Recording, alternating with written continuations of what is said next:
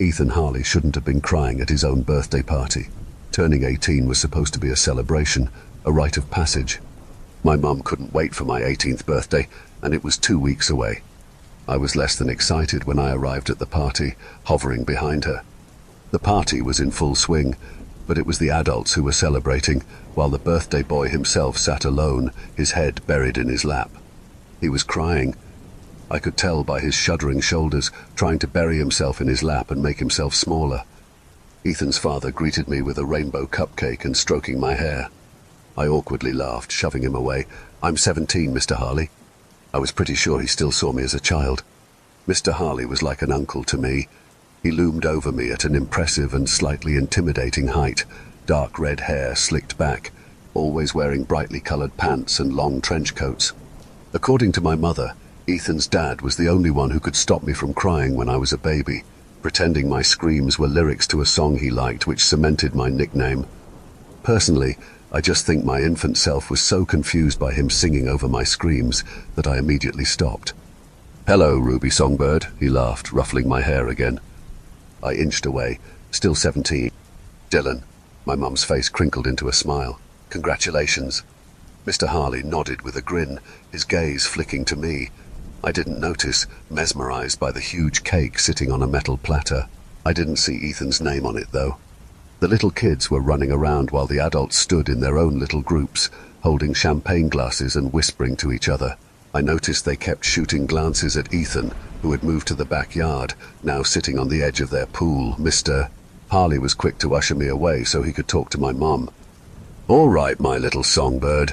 Why don't you take this to my mopey son?" he chuckled, handing me a bowl of ice cream, gesturing to Ethan. "I think he needs cheering up." I took the ice cream with a nervous laugh. What's wrong with him?" Mr. Harley's lips twitched, and he and my mother shared a smile.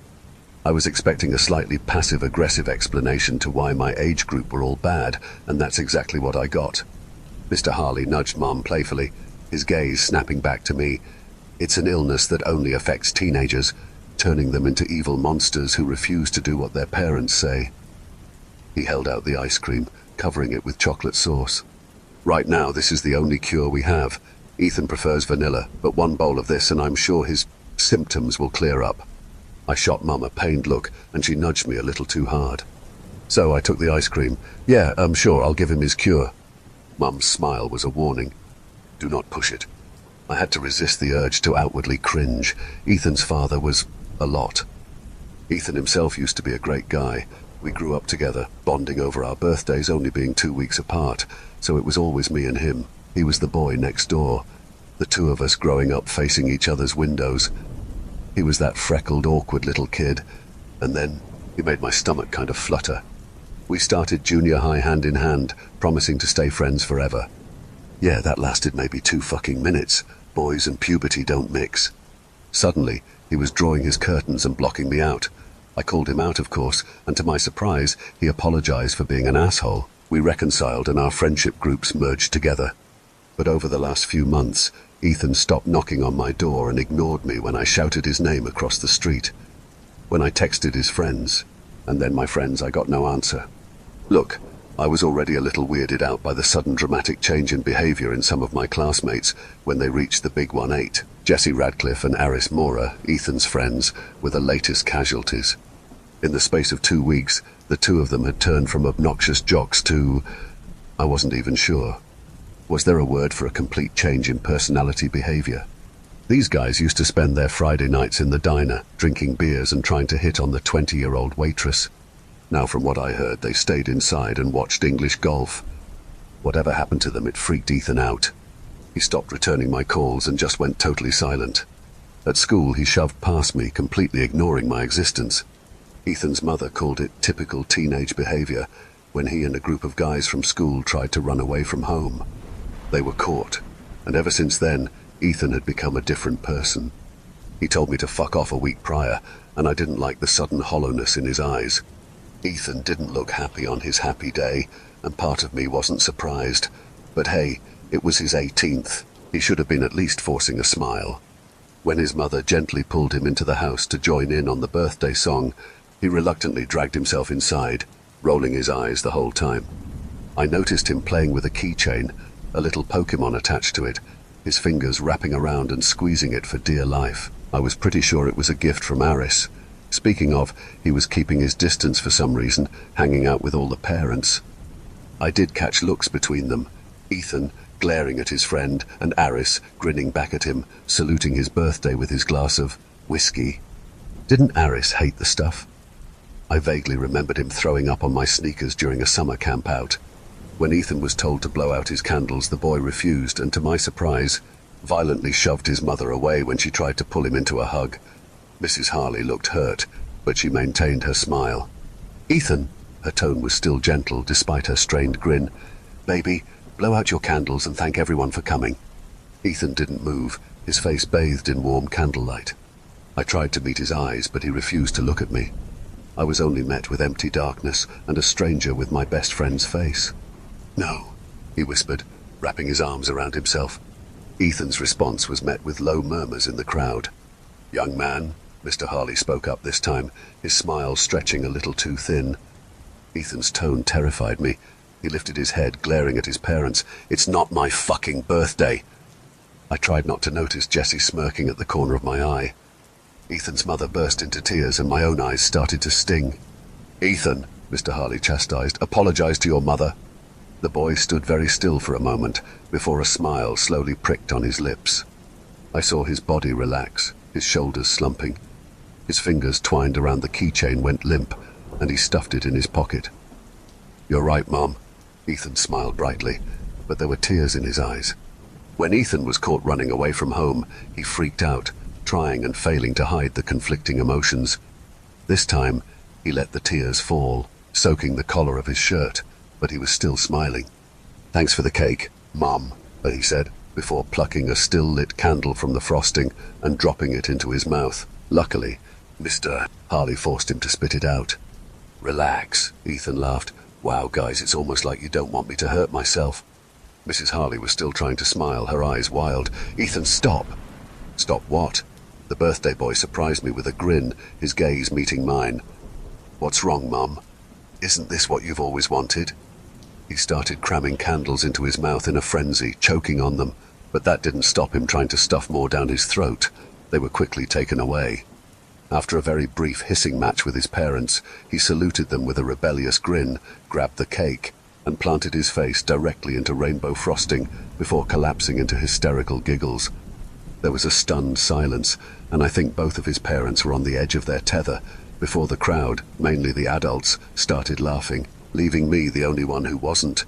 Jessie and Aris were howling, the two of them slapping their thighs like this was comedy genius. A shiver slowly slithered down my spine. Ethan was sobbing, through his violent laughter, tears running down his cheeks, choking him. He shot his father a wide grin, licking frosting from his lips and chin. "I thought you wanted me to celebrate my birthday." The boy danced over to the cupcakes, stuffing them into his mouth. "I'm having a great time." I started forwards to stop him, but my mother, who was joining in with the cacophony of shrieking laughter, yanked me back.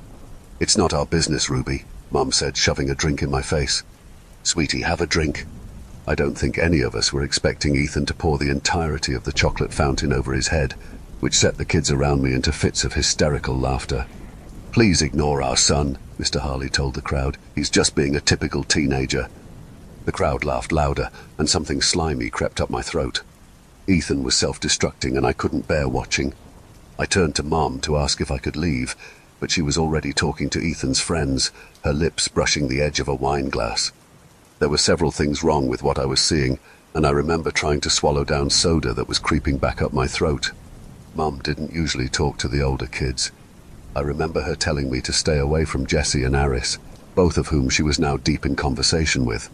When Ethan ran away from home, Jessie and Aris were caught along with him. I wasn't supposed to be watching out of my window, but I did.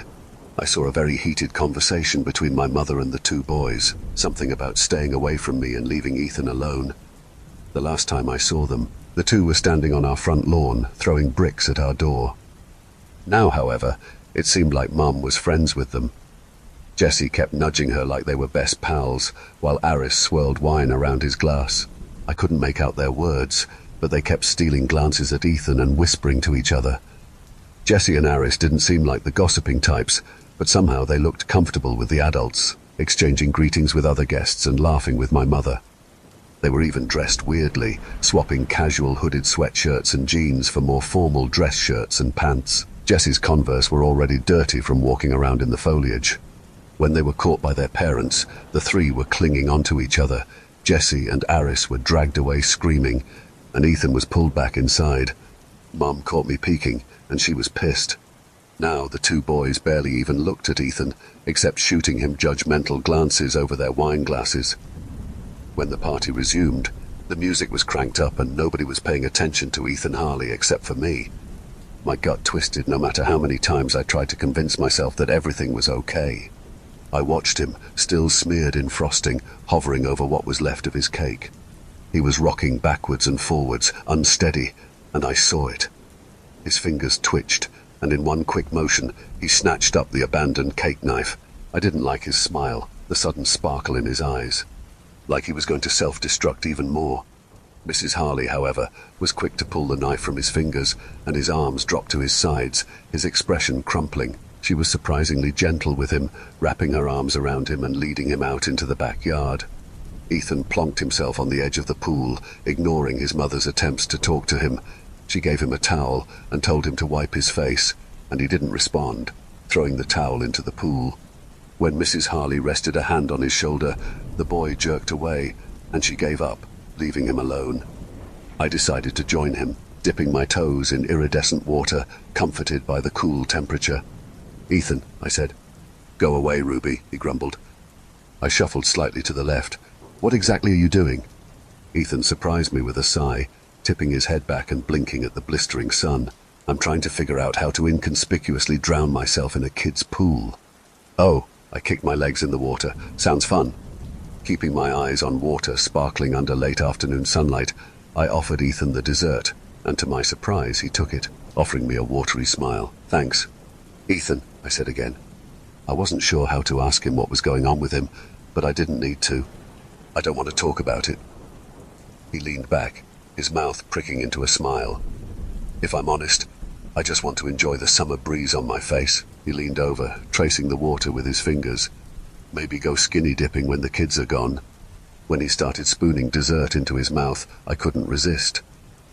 "So, what did your candles taste like? Were they as tasty as you were expecting them to be?"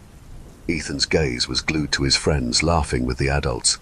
Jesse and Aris were embedded in a conversation with my mom, the three of them drinking coffee with the other parents. Ethan's lips curled in disgust, but I also saw hurt, like it hurt him to even look at them. "Like fucking rainbows, dude." "Ignore them," I muttered. "They're being assholes." The boy turned to me, his eyes swollen red. "Don't say that." "What? That your best friends who abandoned you are complete fucking jerks?" I wasn't expecting him to hide his face, sniffling into his sweater sleeve. "You've got no idea what you're talking about," he said, his tone hardening. "Just go home." I tried to smile, but my stomach was twisting into knots. I started to get up, brushing myself down. "Well, happy birthday." He sighed, planting his cakey face in his lap. "I've told you it's not my birthday." Ethan lifted his head, but he didn't look at me, his gaze somewhere else entirely, lost in the sinking rays of the dying sun. "It's my dad's." He shuffled closer, leaning his head on my shoulder. "Can you make me a promise, Ruby?" Sure." I felt my cheeks redden. When we were little kids, Ethan asked me to marry him. I said, "Maybe when we're adults." Ethan was frowning at a pool floaty, his eyes turning impossibly dark, impossibly hollow. Something in my gut twisted, a sliver of ice cream creeping its way back up my throat. He reached out and grabbed my hand, squeezing my fingers. "Before you're 18, I want you to do something important," he said, his voice splintering. Ethan turned to me, his expression twisted with fright, with hopelessness I would never understand. I swallowed. "What's that?" Ethan shuffled away from me. "Can you die for me?" Ethan looked up at me. His eyes were red from crying. He was terrified, and I didn't know why. "No matter what happens, you have to promise me you will die before you turn 18. He held out his pinky for a pinky promise, just like when we were kids. I couldn't resist a laugh, but his expression was serious. "I'm sorry, what?" Ethan averted his gaze. His hands were trembling. "Do you want to know a secret?" "Not really." I muttered. Look, I can understand that you're scared to turn 18, that it's a big age for responsibility and becoming an adult, but it's also still young. I shivered. I'm not excited of the idea of leaving home and being a responsible adult either, but we all have to at some point. I was babbling, trying to hide that I was fucking terrified of what my friend was trying to say. I rested my head on his shoulder. I expected warmth, but he was so unnaturally cold. The sun was slowly eclipsed by clouds, and all the warmth was sucked from the air. It was suddenly so cold, an icy breeze violently blowing my hair back. I wrapped my arms around myself. Just promise me you'll start seeing a therapist. I found myself staring into the pool, where the water suddenly didn't look so welcoming. Therapy. Ethan said it like a joke, tipping his head back. Sure. Ethan. Lifting my head, Lila Fabry was looming over him. Ever since her 18th birthday, Lila wasn't acting like herself either. Like the boys, a key member of our gang had turned from a signature potty-mouthed cheerleader to a stranger in the space of a single day. She grabbed him and yanked him to his feet. Instead of hanging around with Ethan, she had spent the afternoon drinking with the adults. She wasn't alone.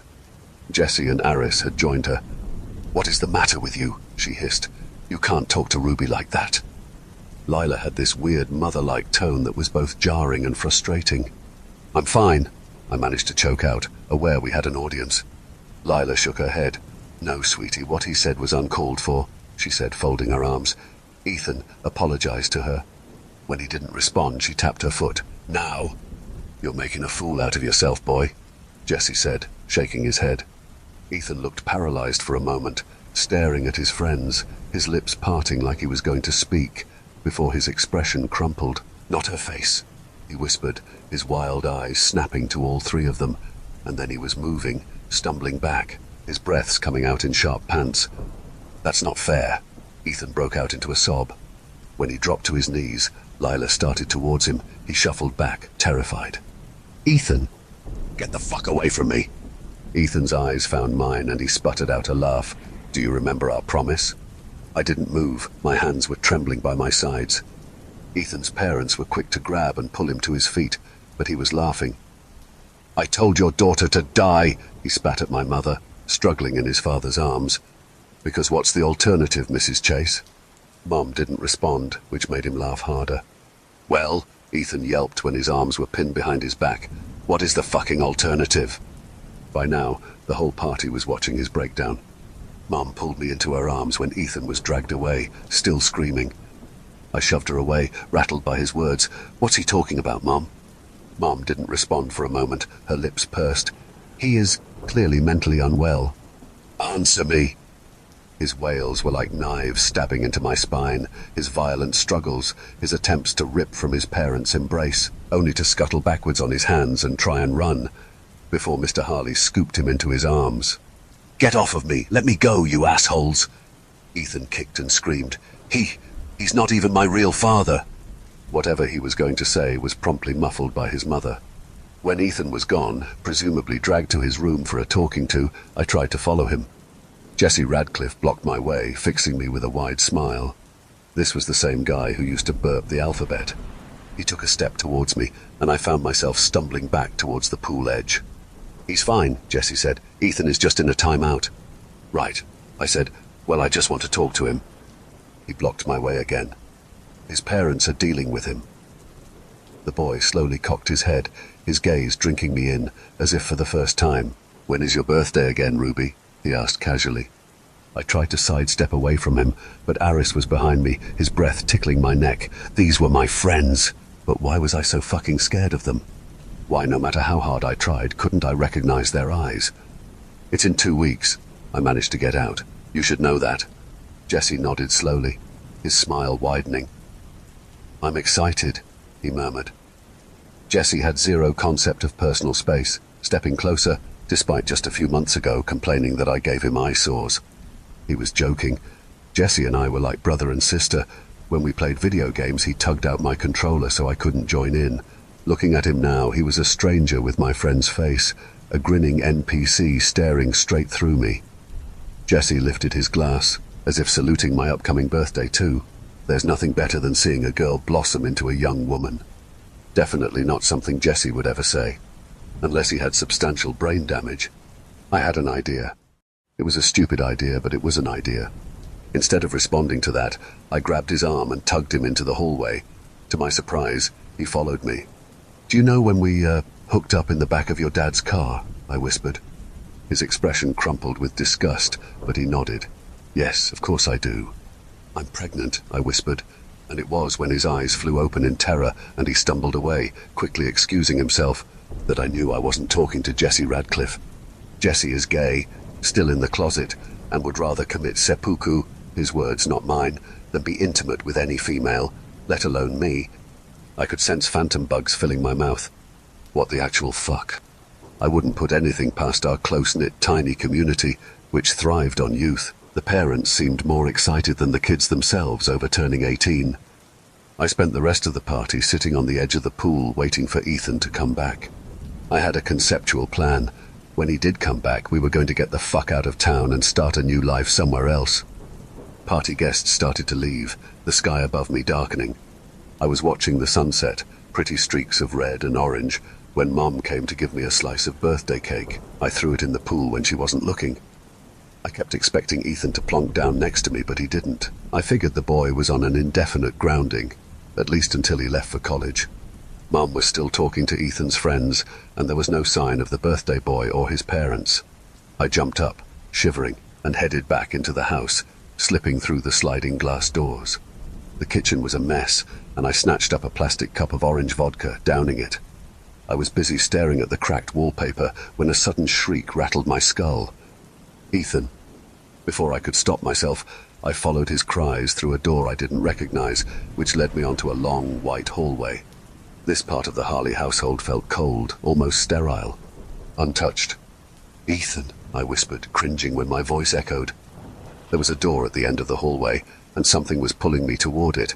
I remember it feeling narrow, almost otherworldly. I took slow steps, dragging my fingers down the pale white walls. I remember disliking the texture. It was too clinical, fake even, like venturing down the hallways of an emergency room. When I peeked through the gap in the door, the first thing I saw was red everywhere. It was wet on the floor, pooling between my bare toes. The room was too white, with bright lights shining in my eyes. I don't think I had fully registered the wet warmth between my toes and trickling through the gaps in the floor tiles at that point. I took a single step forward, blinking rapidly. Ethan was strapped to a scary-looking metal bed. "Ruby." His voice was more of a breath. I heard both relief and terror. "You shouldn't be here." He let out a wet-sounding sob, wrenching at Velcro restraints, and I could see him trembling. I took another step, like my body was in control of my mind. I might have been screaming, but I couldn't hear anything. All I could hear was the wet-sounding drip of Ethan's blood hitting the floor. The red was coming from him, slicking his skin like paint. Initially, I thought Ethan really was scared of being an adult. He was so scared, in fact, that he had tried to hurt himself. I could see the claw marks from his own nails, his teeth trying to tear into his own skin. But Ethan looked strangely calm, like he was meditating. He twisted his head, and I noticed straps pinning his shoulders to the table. "Can you do me a solid and grab a scalpel?" I found my voice, standing on my tiptoes to grasp for one on the top shelf above him. In person I hesitated, but inside my mind was screaming. When I tried to cut the restraints pinning his ankles, he shook his head violently. "No, that's not what I meant. Please kill me," he whispered in a hysterical giggle. When I checked his eyes, his pupils were huge, dilated. "What did your parents do to you?" I managed to choke out. I was met with a giggle. "Parents?" he scoffed. "They're not my parents, more like my great-great-great-great-great-great." Footsteps sounded, and I slammed my hand over his mouth. Someone was coming. Ethan was still giggling to himself, muttering, "Great, great, great, great, great, great, great, great," into my hand, looking for an escape. There was none. The only place I could hide was... I panicked, dropping to my knees and crawling under the bed. Ethan somehow caught hold of himself, sobering up at the sound of his mother's heeled footsteps closing in on us. "Ruby." His voice spluttered into a helpless sob that broke my heart. "Get the fuck out of here. I don't want you to see this." I wanted to, but the door was already opening and then slamming shut. I glimpsed 2 pairs of shoes, heels, and white Converse smeared with dirt. I recognized those shoes, though I wasn't sure where from. "Please, Mum." Ethan's voice was a whimper. "Please don't fucking do this to me." Mrs. Harley's heel clacks sent chills spiking through me. In 4 steps, she was hovering over her son, and I found myself scooching back. Something hit the floor with a loud clang, and I had to bite back a cry, my mouth filling with blood when I bit through my tongue. The scalpel. Mrs. Harley's chuckle was unreal. "Ethan, sweetie, you know I'm not your mother. I have never seen you as a son." "Derek," Ethan spoke through his teeth, "Jesse fucking hated you." It was Jesse's laugh that sent my thoughts into a whirlwind. "Thank you," Jesse snorted. I wasn't particularly fond of the boy either. "Ethan, that's rude," Mrs. Harley hissed. "Be nice to your friend." "He's not my—" Ethan burst into sobs, the bed rattling with the force of his squirming. "Mum, please don't do this." The sudden screeching sound of blades was so deafening that I slapped my hand over my mouth, muffling a cry. Ethan let out a single piercing wail, as if he was trying to cry out before he just stopped. Everything about him stopped, his sharp, panting breaths and his violent struggling. I thought Mrs. Harley had shown mercy, had come to her senses. But then, it started to rain inside the white room. Ethan Harley had gone deathly silent. It was just a wet spot on my forehead at first. I swiped at it, and my hand was bright red. My brain processed slower than my body. Blood. When I realized what was raining from the sky, or in my case, pooling over the edge of Ethan's bed, the shrieking screech of blades started up again. The noise was so loud, ringing in my skull, I thought it would never stop. Half aware, I clawed at my face to muffle my own hysterical shrieks.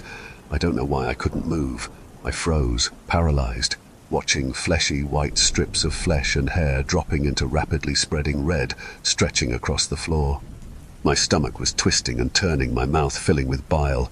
When the blade stopped, I was sitting very still, my eyes full of bright red. I barely noticed that I was soaked in blood. It was dripping in thick rivulets down my face, warm and wet and utterly grotesque. I don't think I'll ever forget that sensation. Ethan was in my mouth, in my eyes, running down my chin. I couldn't move, my knees pressed to my chest, vomit staining my shirt. "Hello, sweetie." Ethan's mother's voice slowly pricked something inside me. I didn't know I had my eyes squeezed shut until gloved hands' fingers were wrapping around my ponytail and yanking me from my hiding spot. I kept my eyes shut, clenching them against the tears, trying to tug away from her, my mouth full of stale barf. When I was politely placed in a plastic chair, I sensed Mrs. Harley crouched in front of me. Her breath tickled my cheeks. "Ruby, you can open your eyes," she hummed. "I've cleaned everything up." I did, against my better judgment. Prying open my eyes, I was suddenly aware of Mrs. Harley swiping at my face with tissue paper. Behind her was what I was trying to escape, trying to pretend didn't exist. But he was still there, reduced to a limp body covered with a white sheet, his hand hanging off of the surface. When his fingers twitched, suddenly, something acrid filled my mouth. "All better." Mrs. Harley straightened up, fixing me with a wide smile. "Now, I know you have questions, and all will be answered in due course, but right now I have a surprise for you." The woman turned around and pulled a paper party hat from her pocket before placing it on my head. I didn't move. I couldn't move. I was still watching Ethan's blood fill the gaps between the floor tiles. "Happy early birthday, Ruby." I started to jump up, adrenaline driving me to my feet. But then Mum walked in. I screamed for her, immediately wanting my mother. But her wide, satisfied smile only sent me into hysteria. Mum's gaze flicked to Ethan's body. "You were careful with the body, correct?" "Of course I was," Mrs. Harley said, pulling me to my feet to another empty bed. She slammed me down, pinning my wrists and ankles. "Michael is just resting, Iris. He'll be up and about in no time, do not worry." Mrs. Harley nodded to my mom, who rolled her eyes like a teenager. "Go and get yourself prepared. I will be ready when you are." Mum scoffed. "Oh, please," she said. "Derek waited 3 days before his rebirth into his little brat." Mum started towards me, her face growing monstrous, her eyes flicking up and down my struggling body. This thing had been wearing my mother for as long as I'd known her, and all that time I was nothing but her end goal. "I've waited so long," she hummed, pulling at her own cheeks. "Inside this ancient, stretchy trash bag," she prodded at my face with her manicure. "I want to watch it happen." Mrs. Harley hesitated before nodding, pulling on fresh gloves. Of course, Iris. I won't describe what my mother did to me because it fucking hurts. What I do remember is her savage grin when spinning blades started up. I was too choked up to scream. My body was stuck, paralyzed. But before those blades could rip me apart, turning me into a second skin, both my mother and Mrs. Harley hit the ground. Before I knew what was happening, Ethan was looming over me, a metal tray in his hands. He was covered in blood, still dressed in the blue scrubs he died in. His hair had been shaved off, leaving him with bald, rugged skin held together by stitches. Ethan blinked rapidly, the tray slipping from his fingers. He looked confused, slowly inclining his head before grabbing a scalpel. For a moment, it looked like he was going to drag it across his own throat. It wasn't Ethan. He cut through my restraints with trembling hands. I jumped off the bed, reaching to grab him and pull him with me, only to find, to my confusion, that he was kneeling on the floor, helping his mother stand. He didn't even look at me, wrapping his arms around his psychotic mother. When he did lift his head, his lip was curled in disgust, eyes narrowed into slits. "Sweetie," Ethan shook his mother. "Honey, she's getting away." I had half a mind to finish my mother off right then and there, but I got out of there. Aris Mora stepped in front of me and I saw it, straight away. How did I never see it? Stitches just below his hairline. So subtle, but right there. I couldn't control myself, quickly shoving past him and running, as fast and far as my feet could take me. I realized that day that Aris and Jessie weren't just dead, they were hollow skins filled with monsters. Once I was far away from the Harley household, I hid under an old bridge for 3 days. I stole Mom's car, with the intention to get the fuck out of Dodge. I got all the way to the intersection leaving town before headlights were blinding me. I expected the cops, or worse, my mother herself, hunting me down for what she thought was hers. But when Ethan Harley stumbled out of his car, I think something inside me snapped in two. It was his expression. He looked like Ethan again, wide, frightened eyes blinking at me, but I could also see the stitches under thick brown wig, marking him as one of them. In my mind, there was zero way my neighbor, my best friend, could survive that. I had come prepared, obviously. I didn't know how to use it, but it was just point and shoot, right? I pulled out my mother's gun, pointing it right between the boy's unfocused eyes. "Why are you here?" was all that I could choke out. He shrugged. "I don't know." He kept blinking, like he was genuinely confused. I was in my backyard planting flowers. His face crumpled, and now I'm standing here. Bah! His words took me off guard. I tightened my fingers around the gun, struggling with the trigger. "What did your birthday candles taste like?" I demanded. Ethan looked confused, his lips curling into a smile. "What?" I swallowed a shriek. "Your birthday candles, what did they taste like?"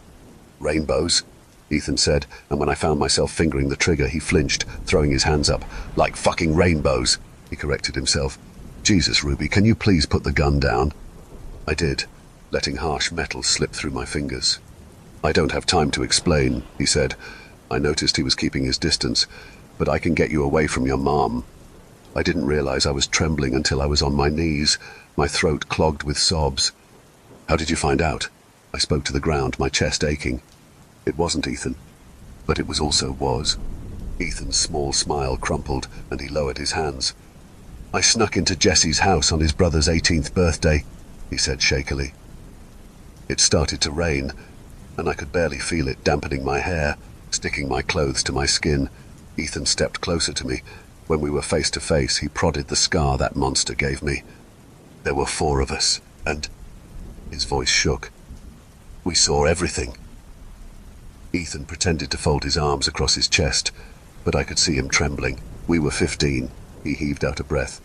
"So we dedicated every year following to escaping this fucking town." Something in his eyes turned dark, a shiver sliding down my spine. "But you know," he shot me a watery smile, "that didn't happen." Ethan gestured to his car. He told me he was going to take me to a safe place. When I jumped into the passenger seat, there was a gun sticking from the glove compartment, but I knew it wasn't for me. I didn't question his jerking head, or his hands slick with blood wrapped around the steering wheel. Every time he gingerly stroked the stitches still lining his forehead. He wasn't stable.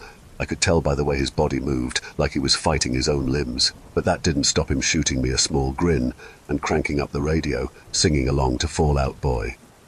I found myself relaxing in my seat, my eyes flickering, sleep finally biting me. But sitting there against the backdrop of a rainy evening, I finally let myself sleep. I was hesitant at first, but his hand found my arm. It was warm. "It's okay." Ethan's voice was a low murmur. "You can sleep." When he pulled up at a hotel, Ethan tried to drive away. But I was pretty sure he was trying to get rid of the monster inside his head. I told him to stay with me, and if his behavior turned erratic, I promised I would shoot him. The good news is, we've had Ethan's parents' cash to afford us being on the run. I got a card through the mail, and I knew exactly what it was. I don't know how she's found me. Maybe Ethan didn't murder his father after all. The birthday card was homemade, covered in glitter. "Happy birthday, my dearest Ruby. I'm sure by now you should be feeling the effects of being so far away from me. I think we both know I deserve what is mine. I have waited 18 years, sweetheart. Do not make me come and get you myself. You have until your birthday eve, darling. Then I will be taking matters into my own hands. Can't wait to see you again. So much love. Mummy." Ethan tore up the cards and burned them. He stays up all night with a baseball bat to protect us. I'm turning 18 next week, and I'm starting to understand what Mum wrote. I've mostly been couch crashing, lying about my age and trying to finish my senior year. But over the last few days, weeks maybe, it's like my body is rejecting me. It took me an hour to get out of bed to even open my eyes, despite my brain being wide awake. My body is getting worse. I woke up this morning and I can't eat anything. My arms are aching even fucking typing this. Fuck, it's like my body is screaming at me. I keep throwing up, and every time, it feels like my body is rejecting me. All of me. We're moving tonight, but I don't think I'm going to get far when I can barely stand. What should I do? Do we go home and face this thing with my mum's face, or run and let my own body drain me of my strength? Ethan called me Ruby Songbird this morning. I know I promised him, but I can't shoot him. I can't shoot the only person I have left. I love him too much, but I can't let him lead her to me either. Please help me. Edit. Another card came. This time she's intentionally naming establishments near us. Mum knows exactly where we are.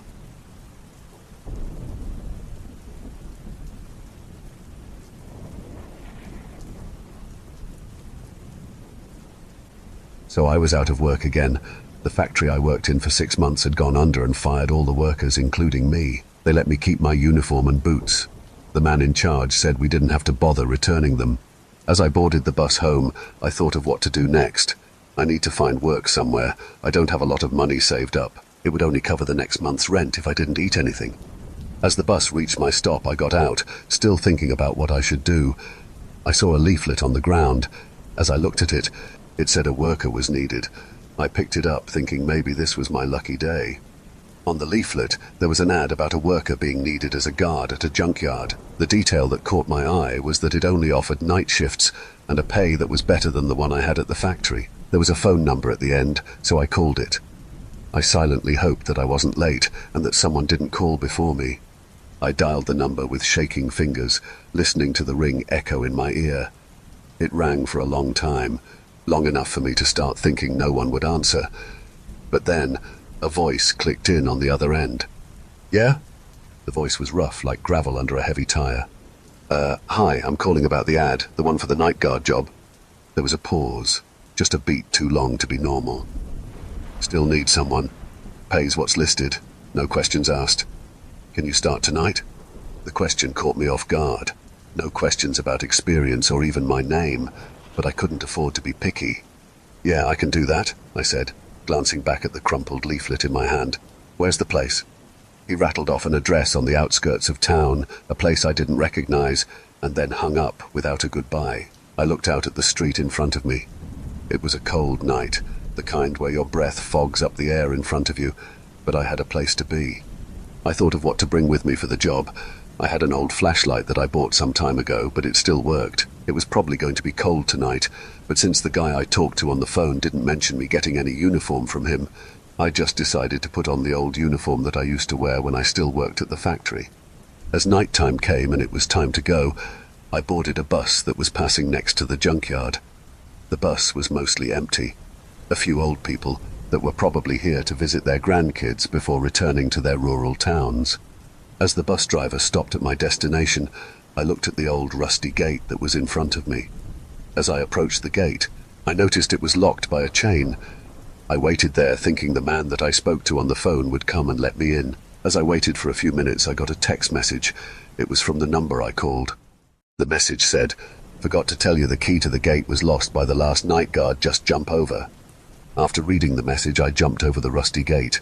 It creaked and shook loudly as I did. As I landed on my feet, I looked around. There were a lot of cars here. Some were rusty, and time had taken a toll on them. They must have been here for a long time. I saw a small house. It must be a guardhouse, I thought as I headed toward it. From the outside, it was a small house, painted yellow. There was a chair next to the old wooden front door.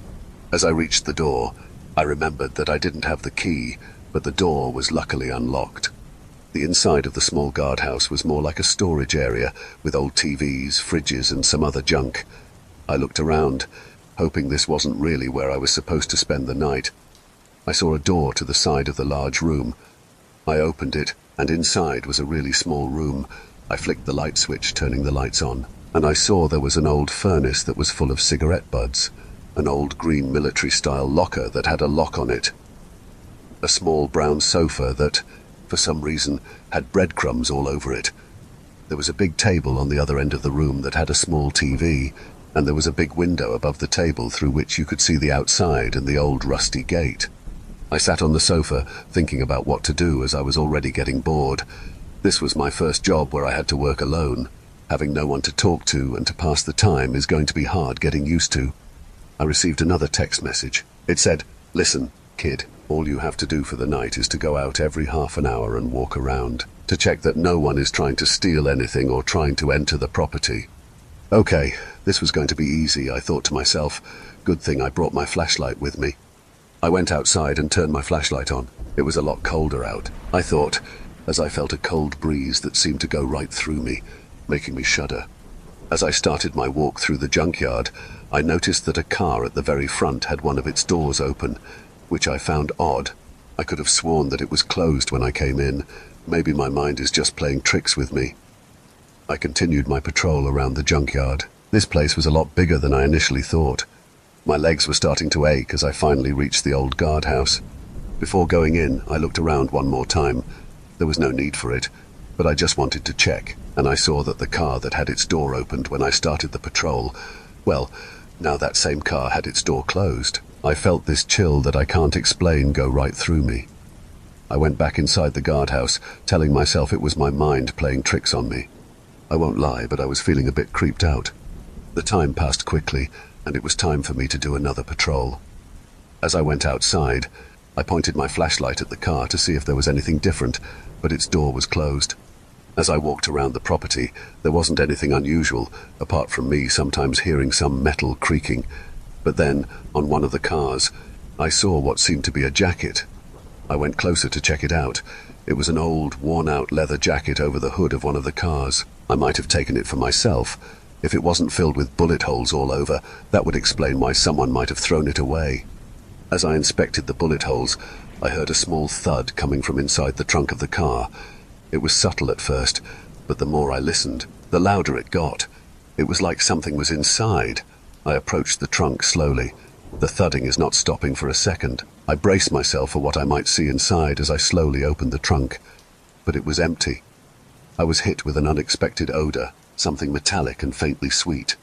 There were only some old newspapers. Most of them had their texts worn out, but the ones that didn't have were full of stories of some kind of local mob syndicates being in war, and about some suspected members going missing and still haven't been found. I'm starting to get a weird feeling about this place.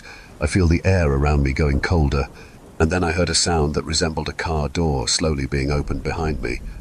I turn around, but there is nothing, and no car door is open. I decide to go back to the old guardhouse. As I do, I can't get rid of the feeling of being watched. I could still smell that weird odor. It was as if it had caught onto my clothes and it was following me around. As I entered the old guardhouse, I found the old newspapers on the table. How did they get here? They weren't here when I first came in. My mind started racing. Someone must have gotten in and brought them here to mess with me. As I looked out of the window, paranoid that someone might have just jumped the old rusty gate and was still outside waiting for me, I noticed that on the table was an old picture. A person was sitting on the chair that seemed like the chair out front. He was an old man with a beard. He was wearing a uniform of some kind and was looking at the person taking the picture. He wasn't smiling, just looking with a serious expression on his face. In his hand, he was holding what seemed like a piece of bread. Was he a previous guard here? This picture was really old. This place is getting weirder by the minute. I thought about just calling the police, but my thoughts were suddenly interrupted by the sound of the chain on the old rusty gate rattling as if someone was trying to get inside. I rush outside with my flashlight in hand to see what is happening, but there was no one there. I look around and check the area out of the junkyard and see no one there. When I returned to the old guardhouse, I found that the old military locker that had a lock on it was now open. I looked inside and found an old black uniform in it, just like the one the man in the picture had on. As I checked it out, I found a key inside it. It was old, and God knows for what lock it was meant. It could be a house key, maybe. There was also a note. I opened it up to read it, hoping there were some answers on who it belonged to. "Get out," was the only thing that was on the note. As I read that word, I was thinking about actually leaving this place. The lights went out all of a sudden. As I was about to reach for the light switch, I heard the window breaking and a loud shriek. Frightened, I turned my flashlight on. There was glass all over the floor. As I looked outside, there was no one there. I went outside to see what could have done this, but that's when I noticed something weird. The old rusty gate wasn't there anymore. There were some cars and old junk where the old gate was. I couldn't ignore this. Something was seriously wrong with this place. I took out my phone to call the cops, but there was no signal. Panic started to claw at me, but I forced myself to take deep breaths and think clearly. If the gate was gone, maybe there was another way out. I clutched my flashlight tighter, sweeping the beam around the junkyard. Shadows danced across the rusted cars and twisted metal piles, creating shapes that seemed to shift and twitch as I moved. I tried to focus on finding a way out, even though I couldn't shake the feeling that something was watching me from the dark spaces between the cars. I took a path between two old trucks, hoping it would lead to a fence or some boundary I could climb. My steps crunched over broken glass and loose gravel, each sound amplified in the stillness. As I passed a large stack of smashed-up refrigerators, I heard a scraping noise behind me. I whipped around, shining my flashlight toward the sound, but all I saw was an old wheel slowly rolling to a stop. "Just the wind," I muttered to myself, though I knew I didn't believe it. I kept moving, trying to remember the layout of the junkyard. It felt like it was twisting around me, turning into a maze where the rows of cars and junk seemed longer and more winding than they should have been. My breath fogged up in the cold night air, and that strange metallic odor still clung to me like a shadow. After a few more minutes of searching, I stumbled upon a section of the junkyard I hadn't seen before. It was a clearing of sorts, with a few charred vehicles surrounding a burned-out shack. The air felt colder here, and I could see my breath swirling in front of me. I approached cautiously, hoping that maybe this area connected to the main road or had a gap in the fence. But as I got closer, my flashlight revealed something chilling, a series of old, weathered crosses sticking out of the ground, half buried among the weeds and rubble. They were crude, made of twisted metal and old boards, and each one had a name scratched into the surface, barely legible through the rust and dirt. One of the names caught my eye, and my heart skipped a beat. It was my name. Suddenly, I heard a low murmur, like a voice carried by the wind, but I couldn't make out the words. I spun around, aiming my flashlight in every direction, but there was no one there. Yet the feeling of being watched grew stronger, the hairs on the back of my neck standing on end. I had to get out. Forget finding the gate or trying to make sense of what was happening. I needed to run. As I turned to make a break for it, the beam of my flashlight flickered and then cut out entirely. I smacked it against my palm, but it only sputtered weakly before dying. I was plunged into darkness, surrounded by the shadowy shapes of the junkyard. That's when I felt a hand brush against my shoulder, cold and skeletal. I froze, too terrified to turn around. I heard a voice close to my ear, hoarse and barely more than a whisper. "You should have left when you had the chance." I spun around, swinging blindly with the flashlight, but hit only empty air. My heart pounded in my chest, and I could barely see in the darkness. I stumbled back, tripping over a piece of scrap metal and falling to the ground.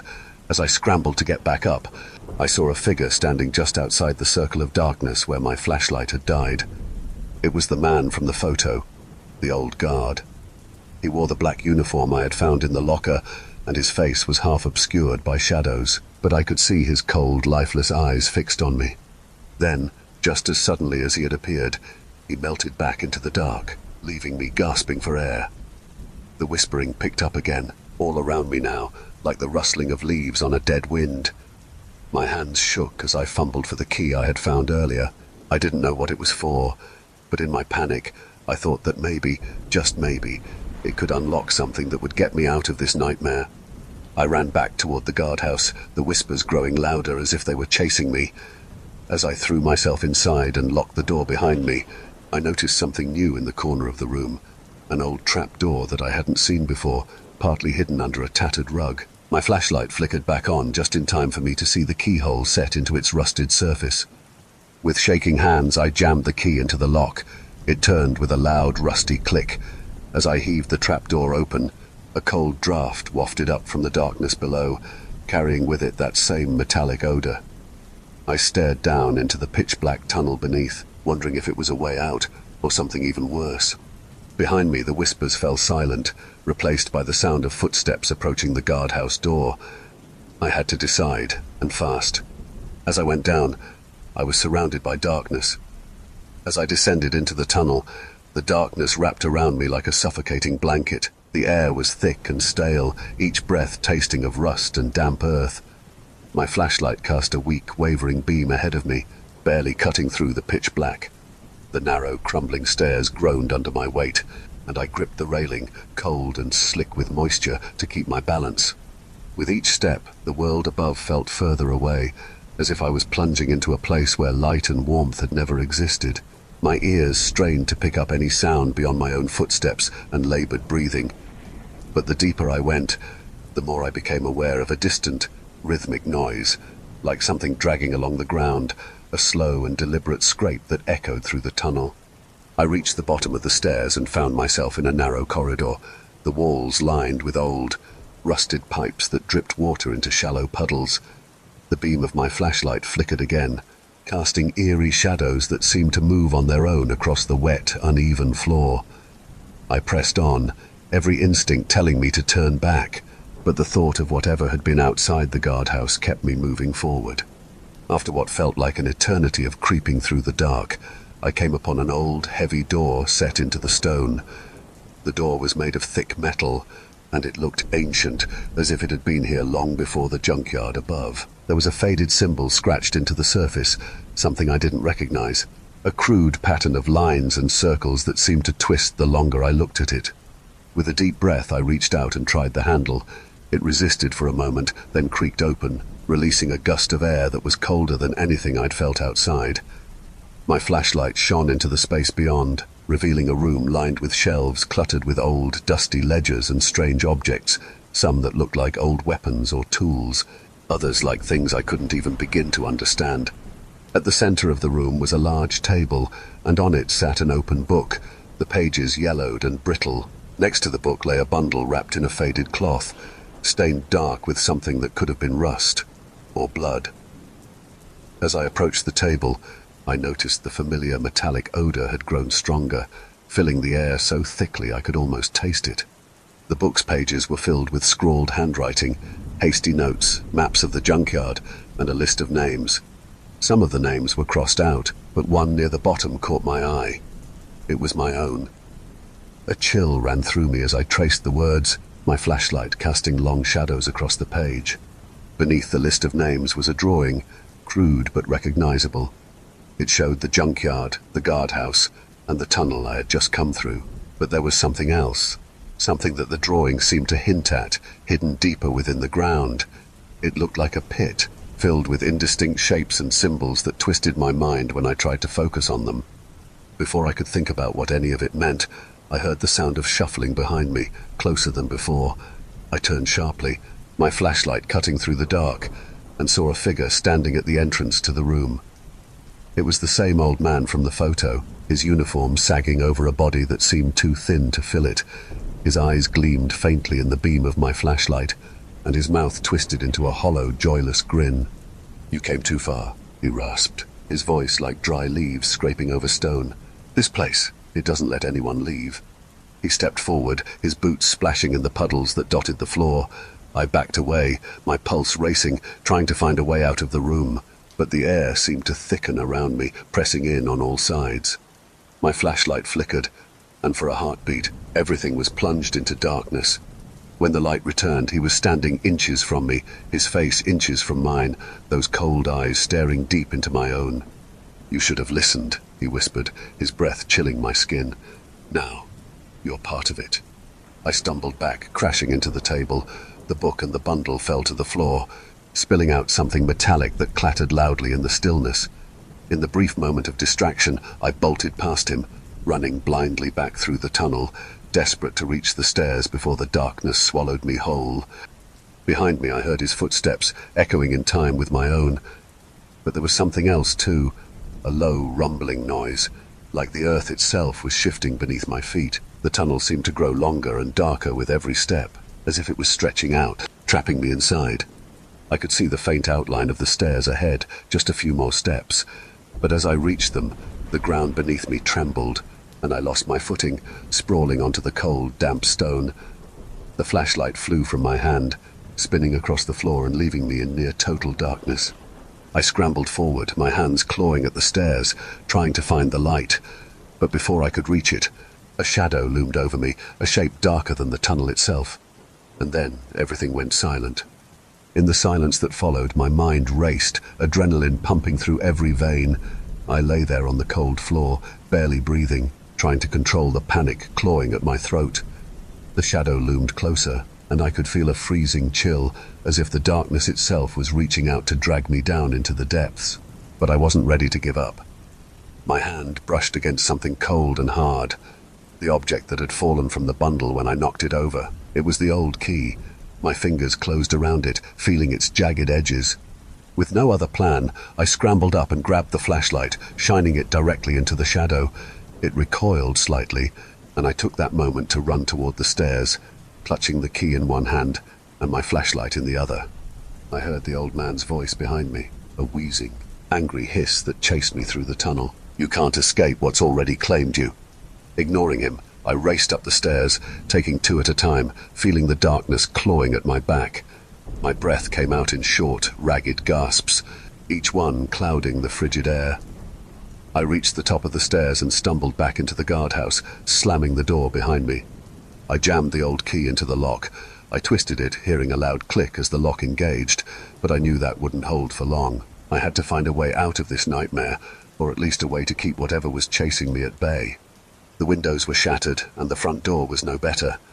I rushed over to the green military-style locker that had been open earlier. Maybe there was something inside that could help me. As I flung the door open, I found an old flare gun tucked into the side, along with a few flares. Hope sparked in me, literal and metaphorical. If that thing was afraid of the light, maybe this could buy me enough time to get away. I stuffed the flare gun into my jacket pocket, grabbed the remaining flares and headed outside. The cold night air bit into me again, but the space where the rusty gate had been was still filled with old junk and abandoned cars. I needed to find another way out, but I couldn't see any clear paths. I turned back toward the guardhouse and saw the old man standing in the broken window frame, his silhouette framed by the dim light of the room behind him. His eyes gleamed with a cold fire as he watched me. I didn't wait for him to make the first move. I raised the flare gun and fired. A brilliant red light shot out, illuminating the junkyard in a fiery glow. The flare arced through the air, and for a brief moment I saw everything clearly. The old cars, the piles of twisted metal, and the shadows stretching long and far, writhing as if they were alive. The old man let out a shriek, covering his eyes and recoiling into the darkness. I seized my chance and ran, following the path the flare lit up, scrambling over car hoods and piles of debris, moving as fast as my legs could carry me. I reached the edge of the junkyard and found an old chain-link fence half buried in rusted car parts. The flare's light was starting to fade, and I could feel the darkness creeping back in, thicker and more suffocating than before. I grabbed onto the fence and started to climb, the rough metal biting into my hands, but I didn't care. I just needed to get out. Behind me, the shadows surged, but I reached the top of the fence and jumped down on the other side. My feet hit the ground hard and I stumbled, pain shooting up my leg. but I kept running, the flare gun clutched tightly in my hand. Finally, I burst through a gap between two old shipping containers, finding myself on an old dirt road. I turned back one last time, seeing the junkyard now almost completely swallowed by the dark, with only the faint red glow of the flare still lingering. The old man's silhouette stood on the other side of the fence, staring at me with those cold, piercing eyes, but he made no move to follow. As I staggered down the road, I checked my phone again. This time there was a faint signal. I dialed the emergency number with shaking hands, breathless as I tried to explain what had happened, but even as I spoke, I knew they wouldn't believe half of what I said. Hell, I barely believed it myself. But I was alive. And when I finally saw the headlights of a patrol car cutting through the night, I knew I had made it out. As the police questioned me and looked over the junkyard, they found nothing unusual. No old man, no tunnels, just a rundown place filled with rusting cars and broken machinery. They chalked it up to stress and a bad night on the job. But I knew better. I kept the old key, and I never went near that side of town again.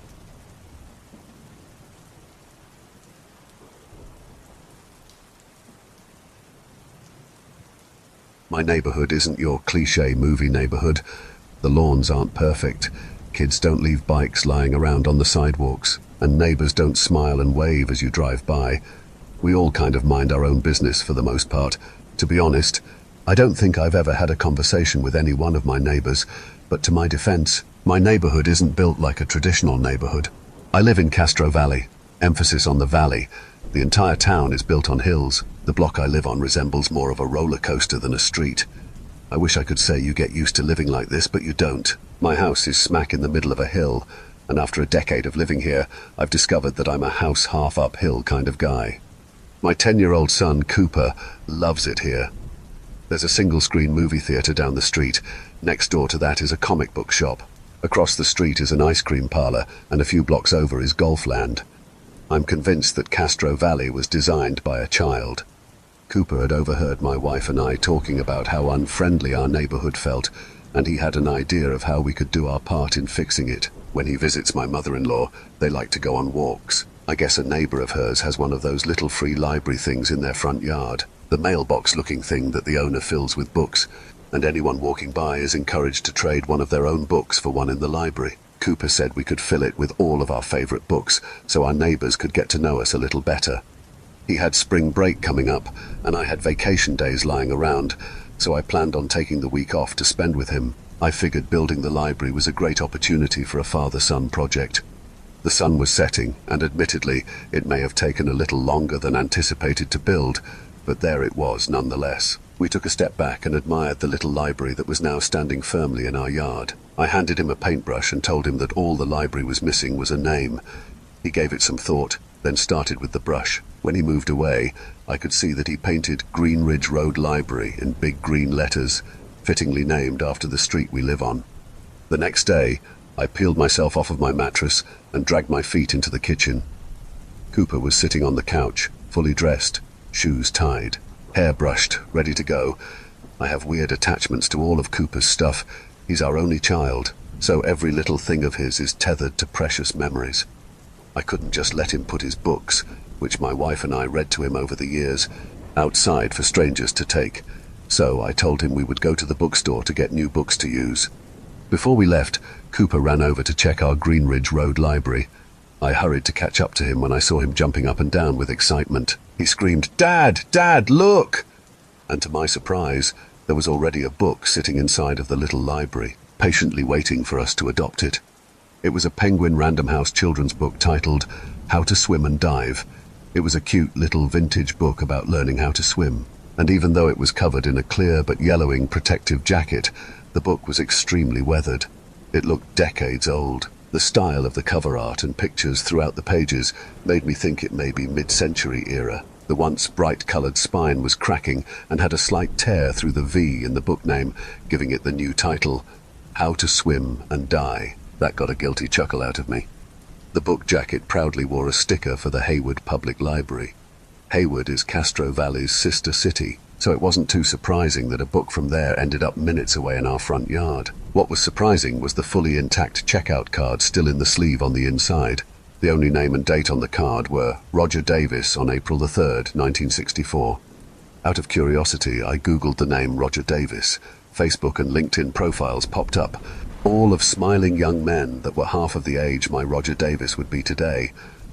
I tried to narrow the search down by adding California, but no luck. I'm old enough to remember life before the internet, so I went to scavenge for the Yellow Pages book that I thought we still had somewhere. If I had given it any real thought, I would have remembered that we got rid of our last one about 5 spring cleanings ago. I figured this would be the perfect time to introduce my son to the public library system. I told Cooper that we could go to the Hayward Library, since that was where the book was originally from, and we could maybe even see if they could look up any information on Roger Davis. Although he was incredibly eager to get inside and work the case, Cooper still held the library door open for the fragile moving old man walking behind us. The librarian glared at me over the top of her thick lenses with an "Are you serious?" look on her face. She sighed and lectured me on why she couldn't share the private information of their members, even if they had it. Which they didn't. Those records were long gone. Also long gone, the Yellow Pages, apparently. I don't know why I assumed the library would have them, but they didn't. So I ordered one on my phone to be delivered to my house, and we left. On the way out, Cooper whispered to me that he'd be a nicer librarian for the Greenridge Road Library. The following day was a hotter than usual spring day. My wife and I decided that a family day at the community pool sounded good. We didn't have a pool in our backyard, and no one else we knew did either. And as a result, Cooper wasn't the best swimmer, but lucky for him, we just so happened to have come into the custody of a how-to swim book. We got to the pool, and I had the highly important job of securing pool chairs for my family. It took me a little while to collect enough chairs. It would have taken longer, if not for the elderly gentleman who graciously volunteered his chair to me. His attempt at hiding from the sun under a bucket hat and sunglasses was failing, so he was leaving anyway. He was amused that I was carrying around such a vintage book. On his way out, he gave the faintest smile and said that he had the same book when he was younger.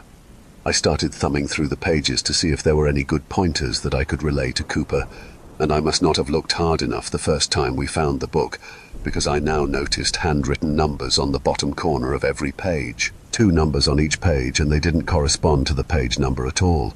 The first page had 37, the next one had 66, the third page had 46, and so on, 15 numbers in total. There was no obvious reason or pattern to the order, but they were neatly written and obviously intentional. I'm not too proud to admit that my wife is smarter than I am, but I still felt like a complete idiot when it only took her a millisecond to glance at the pages and say, "Oh, neat, it's coordinates." Of course, why wasn't that my first guess? Cooper asked what coordinates were, and when I explained them to him, he got really excited at the thought of it being buried treasure. That excitement soured to disappointment when I shot down his proposal to go chase the coordinates that exact minute. I told him we could go the following day, and then hit the biggest cannonball he's ever seen as a distraction. Cooper shook me until I fully woke up. He wouldn't stop until I had Google Maps open. He watched with anticipation as I typed in each number of the coordinates. The pin dropped into a cluster of trees, a little ways off of the Ward Creek walking trail in the Hayward Hills. To his delight, it was only a 10-minute drive away. Cooper was so excited walking that trail. He's not an introvert, but he rarely talks to strangers. That day, he was waving and saying hi to everyone we crossed paths with. The family walking their dog got a hey from Cooper. He said, "Have a nice day," to the pale-haired old man that was catching his breath on a bench. One jogger even got a high five from Cooper. I couldn't help but feel like an irresponsible parent when we reached the point of the walkway that we had to diverge off of to get to the coordinates. It didn't seem like the safest trek for a 10-year-old to make, but I couldn't stomach telling him that he couldn't see this through. As we approached the coordinates, I could make out glimpses of unnatural colors in the distance. At first I thought it was a group of people, and slid Cooper behind me as we walked up. Standing directly on top of the coordinates, we were dead center to a group of trees. On each tree was a t-shirt nailed to it, creating a surrounding audience. The shirts were small, like they'd fit Cooper, 6 in total, vintage, Ringer-style shirts with red trim and matching red font that read Hayward Plunge. On the inside tags, I could make out handwritten names.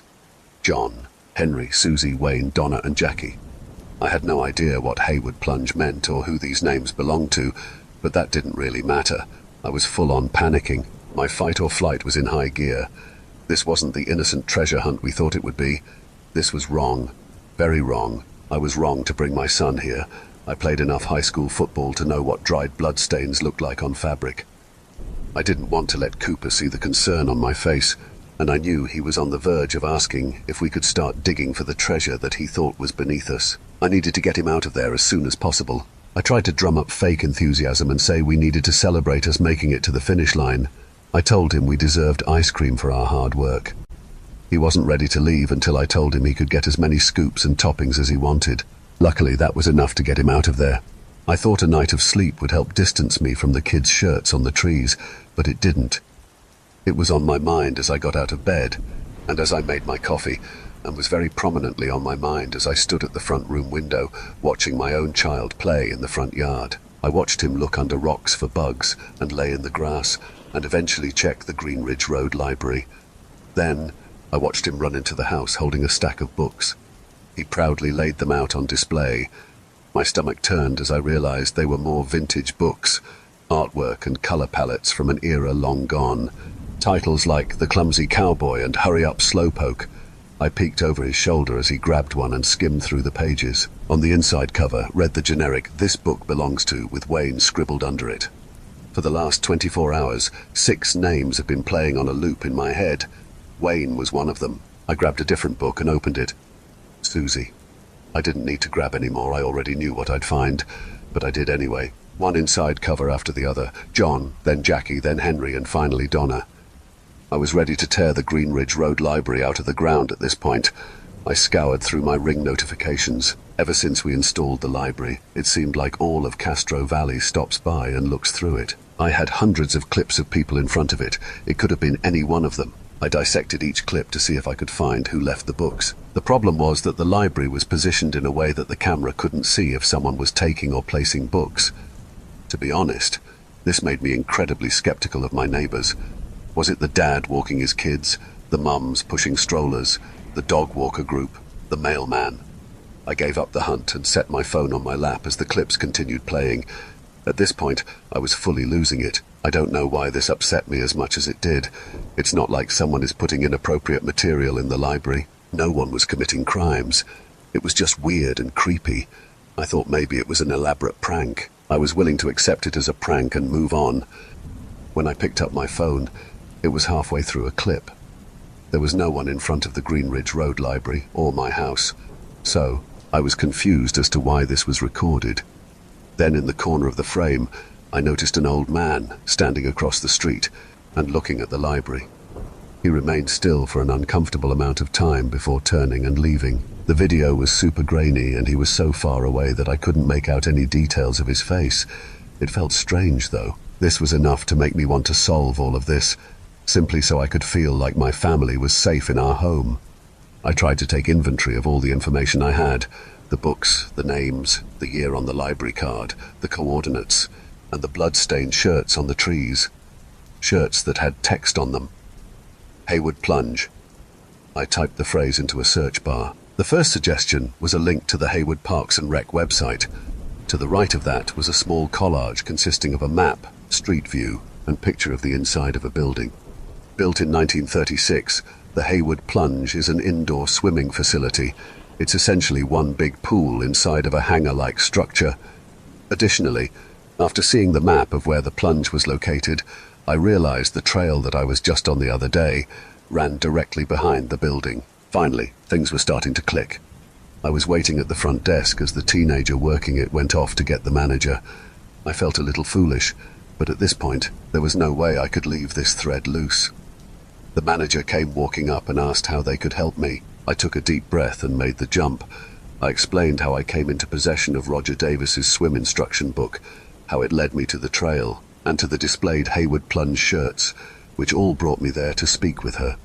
I don't know what I was expecting. It was a lot of random information to unload on an unsuspecting stranger. I for sure wasn't expecting the manager's face to drop like it did. She paused for a second, then asked, "Could we talk in my office?" I took a seat at the desk across from her. She didn't hesitate. She said, "Back in the day, there was a small beginner swimming class that had some students who went missing. That was chilling enough." But she continued, "This was in the 60s, so they didn't have camera surveillance or anything like that. The Haywood PD didn't have any evidence of who took the kids or where the kids went." I didn't know what to say. I didn't need to say anything, because she wasn't done, this time needing a little more strength, eventually pushing out. It's like an urban legend here, so take it with a grain of salt. But people say their swim instructor went crazy and killed the kids. I could see it in her eyes before her words came out. I knew what was coming next. She looked me dead in the eye and said, "The instructor, his name was Roger." Everything was still spinning when I strapped my seatbelt in, and it didn't stop during the drive home. What did I invite to my home? What danger did I put my son in? Who or where was Roger Davis? That last question would be answered a lot quicker than I anticipated. Waiting for me at our front door was the gigantic waste of paper that is, the yellow pages. It made a huge thud on my kitchen table when I set it down to grab a beer. I could feel it staring at me the whole time, begging me to open it. I knew I had to, but I really didn't want to. I was already fed up with this whole situation. It had escalated to points that I was not prepared for. I looked back at the yellow pages. It was just sitting there. I took a swig of beer and said, "Fuck it." I found the residence section and made my way to the names under D. It didn't take long to put my finger over the first Davis. It was a page over and near the bottom, but there he was. Roger M. Davis. I should have left it there. Cool. I found him. Mission accomplished. I should have taken the win and moved on with my life. But I just couldn't help myself. I needed to know. I panned to the right of his name where his address was. I felt my beer rising in my throat as I did. Next to his name and under current address was Green Ridge Road. The scariest house isn't always the one that looks like it. It's not always the dilapidated house with the dead lawn and shady-looking tenants who won't make eye contact with you. Sometimes it's the house that's painted in the friendliest shade of soft yellow, the one that has an American flag perfectly flying from the porch, the one with the old man that comes out like clockwork to hand water his lawn, the house that you have no problem sending your kid to their front door for candy on Halloween. What is it they say about book covers? Roger Davis was arrested for the murders of John and Jackie Miller, ages 9 and 8, Donna Zimmerman, age 7, Wayne Jackson, age 8, Susie Lee, age 8, Henry Parker, age 6, almost 60 years after he committed the crimes. He was 86 at the time of his arrest. I gave the police everything I had. They used fingerprints from Henry Parker's copy of The Rise and Fall of Ben Gizzard that was left in our library to match with some found on belongings of his that his diligent mother kept well preserved after all these years. Roger's prints were also a match on all of the kids' books, as well as the How to Swim and Dive manual we found in our little library. Cadaver dogs hit on the area of the coordinates, and they were able to recover the remains of all the children. My stomach still fills with shame and dread because I willingly brought my son to the burial site. I let him stand feet above the bones of murdered children as we played around on a pretend scavenger hunt. We were in the middle of dinner weeks later when I heard the sirens. Flashing lights followed, reflecting off our walls. Our street doesn't get police activity very often, if at all. I knew who they were coming for. It took me a couple of minutes to walk down my street and get to the house surrounded by the crime scene tape. As I approached, 2 officers walked out a slightly hunched, white-haired man in handcuffs. He looked frail and confused, and unremarkable from any other elderly person in the community. He wasn't someone who looked like they would be getting arrested. The policeman closed the squad door behind him, regardless. I observed him as he sat in the back seat of the cop car. He wasn't moving at all, and he was seemingly focused on the nothingness in front of him. He stayed like this for an uncomfortable amount of time. An officer told me he couldn't share any information on the case, not knowing that I was the one who revived the 6 cold cases with my findings. There wasn't much more for me to see, and it felt like it was time for me to head back home. I looked one more time at Roger. I just wanted to burn into my eyes what evil could look like, so I never put my son in danger ever again. After a few seconds, the vile old man slowly started to turn his whole body towards the window, towards me. His face was blank and devoid of any humanity. He pointed his vacant and dark eyes at me. I could see the faintest bit of recognition from him once he saw me. I didn't want to look away. I didn't want to give him the satisfaction of seeing fear on someone one last time, even if I was terrified inside. My last glimpse of him, before the car hauled him away, was the slow movement of his mouth forming the slightest perverted grin. He was enjoying this. He knew that he'd die soon, and he'd essentially got away with his crimes. I don't think that's what made him smile in that moment, though. He knew that I'd see him again. Every time I watch someone leave a book in the Green Ridge Road Library for Cooper, or when Cooper's baseball coach pulls him aside to give him tips on his swing, Or when I had parent-teacher conferences and met Cooper's teachers, he knew that I'd see him in every one of those people that I was trusting to be around my son. He knew that's how he would live on. With that said, thanks for watching, and until next time.